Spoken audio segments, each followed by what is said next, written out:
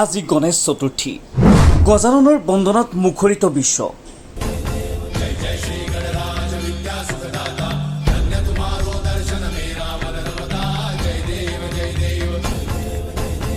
কিন্তু সন্তুষ্ট নে গণপতি?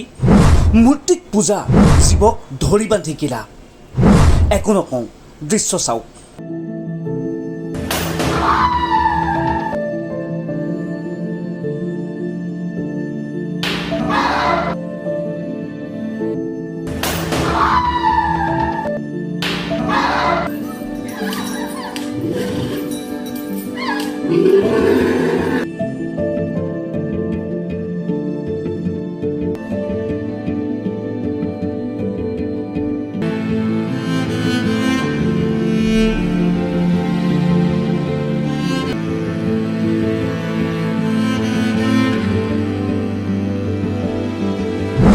এয়া অসমৰ জয়মালা।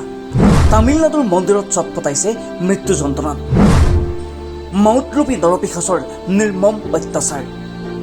কেনেকৈ তামিলনাডু পালেগৈ জয়মালা? 2011 চনৰ কথা।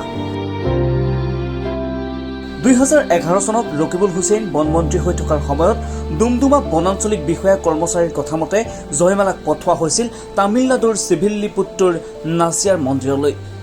জয়মালাৰ গৰাকী কাকপথাৰ কাছিজান গাঁৱৰ গিৰিণ বৰণক কোৱা হৈছিল, আপুনি বিচাৰিলে হাতীজনীক পুনৰ ঘূৰাই দিয়া হ'ব।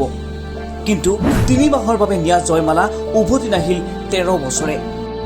পৰিৱৰ্তে জয়মালাই ভোগ কৰিছে চৰম অত্যাচাৰ। বিনা দোষত বিনা কাৰণত প্ৰতিদিনে মাউতৰূপী দৰপিশাচে চলাইছে নিৰ্মম অত্যাচাৰ। এতিয়া জয়মালাক উদ্ধাৰ কৰিবলৈ আহ্বান জনাইছে অসমৰ ৰাইজে।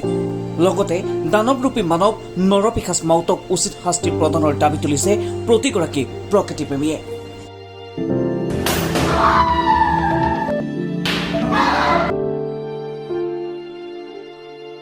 নিউজ ডেস্ক, এনি ফাইবাৰ।